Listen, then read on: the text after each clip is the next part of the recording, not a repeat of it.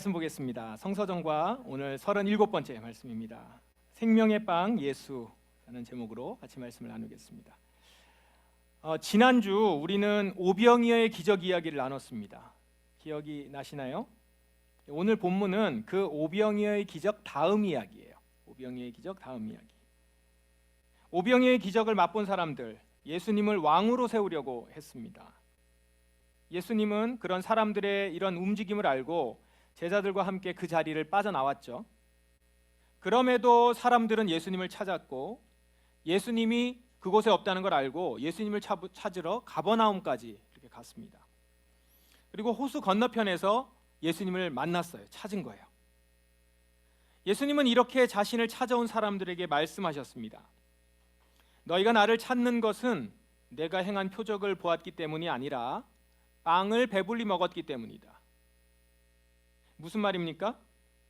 사람들은 오병이어의 표적을 일으킨 예수님을 보고 저분이 하나님이시구나 이걸 깨달은 게 아니라 저 사람과 같이 있으면 내가 배부를 수 있겠구나 이렇게만 생각했다는 겁니다. 그러니까 표적을 보여주신 예수님을 하나님이신 줄 알고 그분께 나아가는 것, 그게 아니라 그저 자신들의 배를 채우는 도구로 예수님을 그렇게 여겼다라는 것이죠. 자신의 배를 채우는 도구로. 이런 자들을 향해서 예수님이 뭐라고 말씀하십니까? 썩어 없어지는 음식을 위해 일하지 말고 영원히 있어서 영생을 주는 음식을 위해 일하여라. 영원히 있어서 영생을 주는 음식 누굽니까? 예수님이죠. 그러니까 이 말은 빵을 위해서 일하지 말고 예수님을 위해서 일하라 라는 말이에요. 그런데 앞뒤 문맥을 고려할 때 예수님은 지금 빵을 목적으로 나를 찾지 말고 나 자체를 목적으로 나에게 오라 이렇게 말씀하고 계시는 거예요. 빵을 목적으로 예수님을 찾지 말고 예수님 자체를 목적으로 예수님께 나오라 라는 거예요. 지금 그 의미입니다. 사람들은 자기 조상들이 만나를 먹었던 거를 부러워했어요. 왜요? 그때는 매일 배부를 수 있었을 거니까요. 지금 그런 빵을 예수님께도 요구하고 있는 거예요. 선생님, 이 빵을 우리에게 항상 주십시오. 그런 그들에게 예수님이 뭐라고 말씀하십니까? 나는 생명의 빵이다. 너희가 찾고 있는 그 생명의 빵이, 너희들이 지금 찾고 있던 그 빵이 바로 나다라는 거예요. 이 말이 그 말이죠. 예수님은 단지 빵을 주는 분이 아니라 생명의 빵 자체였다는 거예요. 빵을 주는 분이 아니고 빵 자체, 나는 생명의 빵이다. 사람들은 빵을 얻기 위해서 예수님을 찾았지만 예수님은 자신이 바로 그 빵임을, 영원한 생명을 주는 빵임을 말씀하신 겁니다. 그러니 너희들은 나에게서 빵을 달라고 하지 말고 나를 믿어서 너희들이 바라던 그 빵을 얻으라 라는 겁니다. 그렇게 예수님이 말씀하고 계세요. 여러분, 예수님은 생명의 빵이십니다. 예수님은 사람들에게 선언하셨어요. 나는 생명의 빵이다. 내게 오는 사람은 결단코 굶주리지 않을 것이며 나를 믿는 사람은 결코 목마르지 않을 것이다. 주님께 가는 사람은 결코 굶주리지 않을 것이고 주를 믿는 사람은 결코 목마르지 않을 것이다. 여러분, 예수님께 가는 사람은 첫 번째, 육신이 필요로 하는 빵을 얻어요. 그런데 동시에 영혼을 살게 하는 빵 또한 얻을 거라는 거예요. 단지 영혼만이 아니에요. 먼저는 육신이에요. 먼저 여러분, 예수님이 여러분에게 육신의 빵을 공급하는 분이세요. 이것을 믿습니까? 오늘 성서정과 시편 78편 보시면 이 말씀이 있습니다. 오늘 아까 읽었는데요. 쉬운 성경 버전으로 제가 읽을 테니까 한번 잘 보세요. 하나님께서는 하늘의 명령을 내리시고 하늘의 문을 여셨습니다. 하늘에서 만나를 비같이 풍성하게 내려 그들을 먹이시고 하늘의 양식을 내려주셨으니 사람들이 천사의 음식을 먹은 것입니다. 하나님께서 그들에게 풍족한 양식을 보내주신 것입니다. 또한 하나님은 하늘로부터 동풍을 불게 하시고 크신 힘으로 남풍을 일으키셨습니다. 하나님은 그들 위에 고기를 먼지처럼 많이 부어주셨습니다. 하늘을 나는 새들이 바닷가의 모래처럼 많았습니다. 하나님께서는 그 새들을 천막 가까이로 데려와 모두 그 주변에 떨어지게 하셨습니다. 29절 보이세요? 같이 한번 읽어볼까요? 시작. 사람들은 배가 부르도록 먹었습니다. 그들이 바라던 것을 하나님께서는 넉넉히 주셨습니다. 이 고백이 여러분의 고백이 되십니까? 하나님은 나에게 먹을 음식을 공급해 주시는 분이시다. 그런데 이 말이 100% 받아들여지지 않는 분들이 좀 있으시죠. 내가 힘들게 일해서 먹고 사는 거지, 하나님이 먹이신다? 이건 뭐 은유법, 과장, 이거 아니겠는가? 그런데 여러분, 지난주 설교 때도 말씀을 드렸지만 우리 삶을 한번 돌아보세요. 정말 내가 일해서 내 능력으로 스스로 먹고 살아온 것입니까? 만일 하나님께서 여러분에게 일할 수 있는 건강을 주시지 않는다면요, 오늘의 호흡을 주시지 않았다면요, 내게 일할 수 있는 환경과 세계를 주시지 않았다면요, 그렇다면 내가 지금 이렇게 경제 활동을 할 수 있었을까요? 그리고 또 내가 아무리 많은 돈이 있다 해도 하나님께서 땅과 물과 공기와 햇빛, 이런 자연 환경을 조성해 주시지 않으셨다면 우리는 결코 먹을 것을 얻을 수 없을 것입니다. 따라서 우리는 내 힘으로 스스로 먹고 산다고 말하지 않고 주님이 나를 먹이신다고 고백하는 거예요. 우리가 식사 때마다 감사 기도를 하는 것도 이 때문 아닙니까? 내 돈 내산, 이걸로 준비한 식재료, 내가 조리한 음식, 고마워. 하지만 이 모든 것이 주님이 내게 공급해 주셨기 때문에 내가 먹을 수 있으므로 주께 감사하면서 기도하는 거죠. 우리는 하나님이 우리에게 공급하신 음식을 얻기 위해서 노동이라는 수고를 하는 것뿐이에요. 이는 이겁니다. 마치 광야의 이스라엘 백성들이 부지런히 만나 메추라기를 주우러 가야 돼요. 아침마다. 이 만나가 낮에는 없어지거든요. 아침 일찍 일어나야 되는 거죠. 아침 일찍 일어나서 만나를 걷어들여요. 이 수고죠. 노력을 해야 됩니다. 부지런해야 돼요. 그러나 그 만나 메추라기를 공급하신 분이 하나님이시기 때문에 모든 감사를 하나님께 돌리는 것이죠. 내가 부지런히 나가서 그 만나를 걷어들일 수 있는 힘과 능력과 이 신체와 몸을 주신 것도 하나님, 이거 감사한 거죠. 그래서 하나님께 감사를 드리는 거예요. 내가 수고했기 때문에 내 능력으로만 먹고 사는 게 아니라는 것이죠. 이 원리가 지금 여러분과 저에게도 그대로 임하고 있는 것입니다.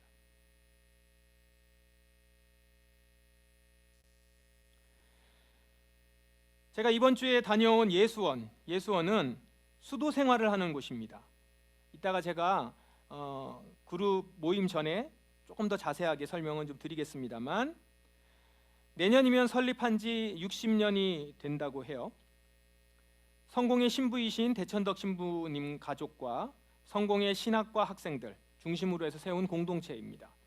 태백의 산골짜기에 위치해서 지금도 핸드폰 통신이 연결이 안 되는 곳입니다. 그래서 핸드폰을 쓰지 못하게 한다고 해서 봤는데 핸드폰 자체가 안 터져요. 쓸모가 없습니다. 이곳은 이곳의 재정은 헌금과 후원 기부로 충당이 되고 있었어요. 이번에 제가 신년함께에서 개최하고 있는 피정수련회에 참여를 한 것인데요. 참가한 사람이 한 30여 명 되는데 모두 회비를 안 냈어요. 이유는 예수원에서 사용비, 식비라든가 숙소비라든가 이런 걸 하나도 안 받는다고 해요. 그래서 헌금을 이렇게 자원하는 분들만 이제 헌금을 하게 되어 있고요. 홈페이지에 가봐도 계좌번호나 이런 것도 없어요. 이런 방침은 예수원이 설립할 때부터 60년 전부터 지금까지 한결같이 지켜진 방침이었다고 합니다. 처음 예수원을 설립할 때 설립 목적 중 첫 번째가 노동과 기도의 삶을 살며 실제로 기도의 능력을 체험하고자 하는 것이다 라는 것이었습니다. 먹이시는 하나님을 직접 체험하고자 시스템적으로 회비를 내지 않은 거죠. 받지 않는 겁니다. 그래서 우리가도 회비를 내지 않고 참여했습니다. 그곳에 이제 상주하시는 분들이 있어요. 수련생이라든가 살고 있는 예수원 가족들이 있습니다. 식구들. 그분들은 매일 열심히 시간이 정해진 시간에 열심히 노동을 하고 부지런하게 삽니다. 그럼에도 때로는 자급자족이 안 돼서 잘 이루어질 수 없는 상황이 종종 일어났죠. 그러나 그때마다 주님은 예수원의 식구들을 먹이시고 입히셨다고 합니다. 어느 날인가는 주방 담당 자매가 염려스러운 얼굴로 대천덕 신부님께 찾아왔다고 해요. 쌀이 다 떨어졌다. 쌀이 없다는 거예요. 먹어야 되는데, 먹을 사람은 많은데. 신부님은 그 얘기를 듣고 어떻게 해야 되나 그러면서 이렇게 창밖을 봤는데 창밖에 호박이 막 많이 살아 있더래요. 그래서 오늘부터 우리 호박을 먹자. 그날부터 호박을 쪄서 한 며칠을 먹었다고 합니다. 매 끼마다. 근데 이제 그 호박도 다 떨어질 때쯤 됐죠. 그 떨어진 날 아랫마을에서 누가 쌀을 들고 올라오더래요. 결과적으로 한 끼도 굶은 적이 없다. 이 얘기를 예수원에 처음 갔을 때 거기 계신 담당자분이 얘기를 해주십니다. 이런 에피소드는 수없이 많다고 해요. 그 중에 하나 그냥 말씀을 해주신 거죠. 이 에피소드를 저희에게 소개해 주신 분이 대천덕 신부님 따님이었어요. 근데 이분이 그 이야기 끝에 이렇게 말씀합니다. 예수원 생활을 하면서 한 번도 굶은 적이 없어요. 그러나 많이 주시지는 않으셨어요. 딱 떨어질 때 되면, 그래서 다음 끼니를 어떻게 해야 될지 모를 때쯤 되면 딱 그만큼 주셨어요. 좀 많이 주셔도 되는데 딱 그만큼만 그렇게 주시더라고요. 그 마지막 문장이 확 와닿더라고요. 제가 개인적으로 얼마나 공감이 되던지. 주님은 당신의 사랑하는 사람들한테 뭘 많이 주셔서 평생 배부르게 먹을 거 쌓아놓게 안 하시는 것 같아요. 꼭 필요한 만큼을 주시죠. 확실한 건, 여기서 우리가 확실한 건 우리를 굶기시지 않는다는 겁니다.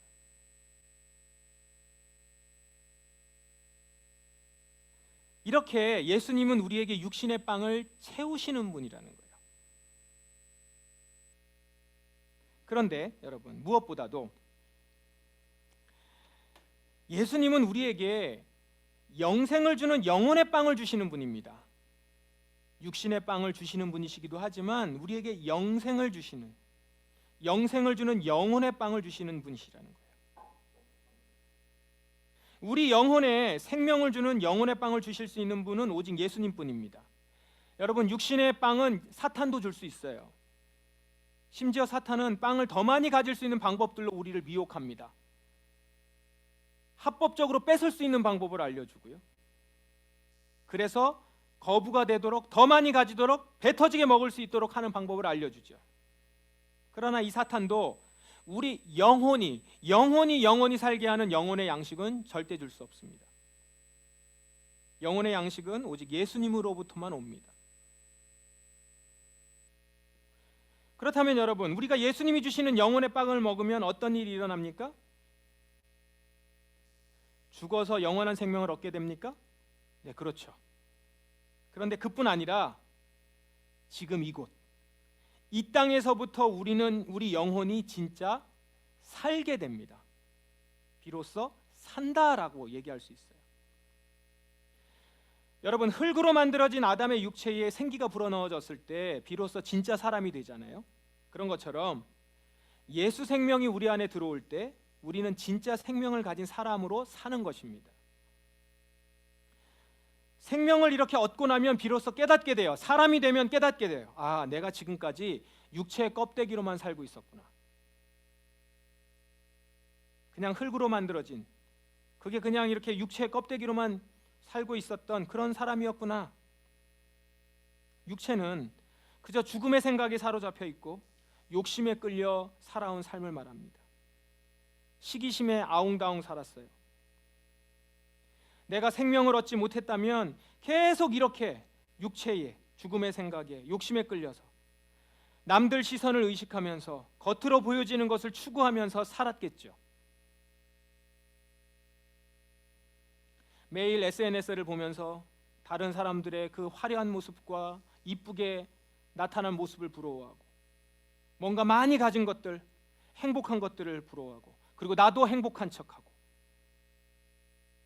행복한 사진을 찾다 이게 없으면 또 그것 때문에 또 짜증나고, 그러면서 이 삶의 허무함과 공허함을 채우고자 이것저것 즐겁다고 하는 것, 맛있다고 하는 것, 행복하다고 하는 것을 줬죠.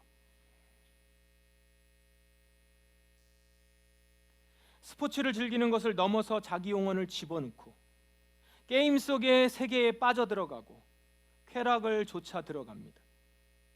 술, 성, 도박, 그리고 마약, 다들 처음에는 행복하려고 즐거우려고 찾는 것들입니다. 그런데 어느새 거기서 빠져나오지 못하고 중독이 되고 결국 불행과 고통으로 치닫게 되지 않습니까? 행복하려고 찾은 것인데, 외로움을 달래고자 먹은 것인데 더 공허해지고, 더 목마르고, 더 외롭고, 더 허무하고, 그렇게 그 허무함에 절망하다가 영원한 심판을 맞이하고 말았을 것입니다. 육체의 껍데기로 살아가는 모습이요. 생각해보면 이 얼마나 끔찍한 일입니까? 그런데 이제 내 영혼에 예수 생명이 들어오니까 그 생명이 들어와서 알게 됐어요. 진정한 기쁨이 무엇인지, 산다는 게 무엇인지, 나로 산다는 게 무엇인지, 만족한다는 게 무엇인지, 이거를 알게 되니까 더 이상 세상이 요구하고 세상이 보여주고 있는 행복의 기준과 외적인 기준에 나를 맞추고자 애쓰지 않습니다. 진정 주께서 나를 지은 그 모습으로 진짜 나답게 살아가게 되는 거죠. 육체에 얽매여 있는 것들로부터 자유롭고, 상처, 그리고 그로 인해 억눌린 감정, 이런 것들로부터 벗어나서 쉼과 안식을 누리게 되는 것이죠. 내가 생명으로 가득 차니까, 내 코에 예수의 생명으로 호흡되어 생명으로 가득 차니까 갈급함이 채워지죠. 더 이상 목마르지 않고 참 배부름을 느끼는 것입니다. 예수 생명이 들어올 때, 생명의 떡인 예수님을 먹을 때. 여러분, 이 예수님의 선언을 들으십시오. 나는 생명의 빵이다. 내게 오는 사람은 결단코 굶주리지 않을 것이며 나를 믿는 사람은 결코 목마르지 않을 것이다. 이 선언을 듣고 예수님께로 가셔야 합니다. 예수님께로 가기만 하면 예수님은 우리의 육신을 살게 하는 빵과 우리의 영혼을 살게 하는 빵을 공급해 주십니다. 지금도 여러분에게 성실하게 육신의 빵을 공급해 주시는 주님께 감사하십시오. 그리고 거기서 멈추지 말고 예수님께로 더 가서 여러분의 영혼을 살리는 영혼의 빵을 먹으십시오. 예수님을 먹으셔야 돼요. 그러면 영혼의 빵은 어떻게 먹는 겁니까? 영혼의 빵인 예수님을 먹는 건 어떻게 하는 거예요? 바로 생명의 말씀인 성경을 읽고 기도하는 것이 예수님을 먹는 겁니다. 너무 뻔하게 느껴집니까? 근데 여기에 진짜 답이 있어요. 먼저 여러분, 성경을 펴고 말씀을 읽을 때 성령님이 내 영혼에 빛을 비춰주세요. 그리고 그렇게 말씀을 읽으면 그 말씀 가운데 예수님이 보여요. 예수님의 음성이 들립니다. 그 성경 가운데서. 그러면서 진정 예수님이 어떤 분인지 인격적으로 예수님을 만날 수 있게 되는 겁니다. 성경을 묵상해야 되는 이유예요. 예수님은 이렇게 거룩한 분이시구나. 예수님은 이렇게 공의로운 분이셨구나. 그 사랑이 이렇게 넓고 깊고 크구나. 이것을 깨닫게 된단 말입니다. 반대로 주님은 이런 걸 싫어하시는구나. 이런 것을 매우 분노하시는구나. 이것을 알게 됩니다. 이런 것들을 아는 가운데 주님이 왜 나를 지으셨는지, 그리고 나를 구원하셔서 지금 여기에 있게 하신 그 이유, 바로 소명을 거기서 깨닫게 되는 것이죠. 지금 내가 어떤 삶을 살기 원하시는지 그걸 아는 걸로 연결이 됩니다. 이것이 말씀을 읽는 가운데, 생명의 말씀을 성령의 빛 가운데 조명하여 비추신 그 가운데 묵상하는 가운데 얻게 되는 거예요. 이걸 통해서 예수님 그 자체를 온몸으로 경험할 수 있도록 우리에게 허락해 주셨어요. 이게 예수를 먹는 겁니다. 그런데 여기서 멈추면 안 돼요. 그 말씀을 통해서 예수님의 뜻을 알게 된 우리는 이제 기도를 통해서 예수님과 친밀하게 교제하게 됩니다. 교제할 수 있게 하셨어요. 성경 말씀을 통해서 알게 된 예수님을 이제 기도를 통해서 내 마음으로, 감정으로 느끼게 해 주셨다는 거예요. 그래서 여러분, 말씀을 읽는 시간, 말씀은 우리가 어느 정도 분량이 있으니까 그건 읽으려면 시간이 걸리잖아요. 근데 기도는 내가 좀 스스로 해야 되는 것처럼 느껴지니까 짧게 끝나는데, 여러분 짧게 끝내지 마세요. 기도의 시간을 좀 더 깊이 가져보실 수 있도록, 깊이 갖기 위해서는 좀 길게 가지실 필요가 있죠.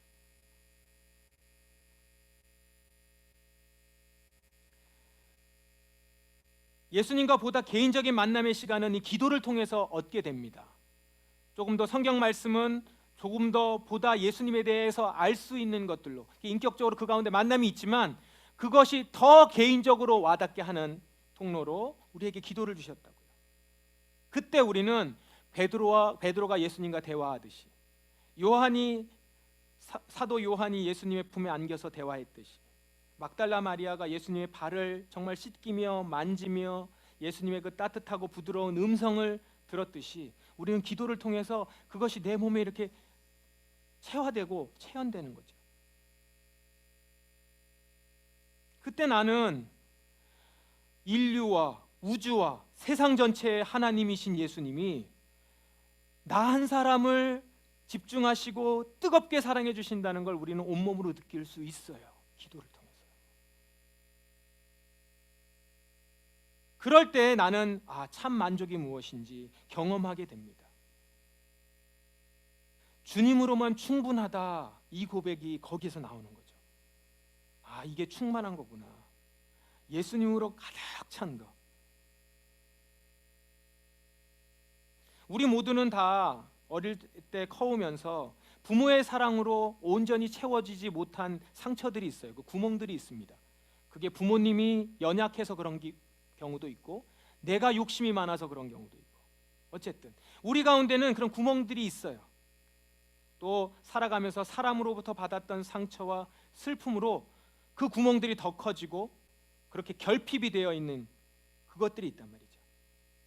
이런 것들이 하나님의 사랑으로, 하나님의 충만한 사랑으로 다 채워지고 메워져서 충만한 상태가 될 수 있다고요. 말씀과 기도를 통해 예수를, 그 생명의 양식을 먹음으로 말미암아서 채워지는 겁니다. 그거로만 채울 수 있어요. 사탄이 말하고 있는 그 양식으로 채우는 것이 아닙니다. 그러니 여러분, 이 예수님으로 가득 채우십시오. 한번 충만하게 누려보세요. 느껴보세요. 가득 채워보십시오. 그분에게서, 예수님에게서 뭘 얻어서 내 구멍을 채우려고 하지 마시고, 예수님, 이게 있으면 내 구멍 채워질 것 같아요. 저 돈이 있으면 내 구멍 채워질 것 같아요. 우리 자녀가 이렇게 잘 되면 내 구멍 채워질 것 같아요. 내가 저거 가지면 채워질 것 같아요. 이거 말고 예수님으로 채우시라고요. 예수님 그 자체. 예수님으로 채울 때 구덩이처럼 파인 내 마음은 그 사랑으로 가득해서 내가 더 이상 무엇이 필요한 존재가 아니구나, 이걸 고백하게 될 것입니다. 예수님 당시 사람들은 예수님의 목적이 아니라 빵을 얻기 위해서 예수님께 갔어요. 근데 요즘 많은 교인들도 예수님 자체의 목적이 아니라 복을 받고 천국 티켓을 얻기 위해서 예수님께 갑니다. 여전히 내 인생에 내가 주인이 된 채 단지 평안을 얻고 천국 티켓을 얻을 목적으로 예수님을 믿는 거죠. 그런데 여러분, 오병이어의 기적에서 보세요. 그렇게 왕으로 세우려고 했었던 그 사람들로부터 예수님은 떠나가지 않으셨습니까? 결국 그런 자들은 생명의 빵이신 예수님을 얻지 못했어요. 오병이어의 기적은 경험했을지 몰라도 생명의 빵이신 예수님을 얻지는 못했단 말이에요. 여러분, 예수님 그 자체를 갈망하십시오.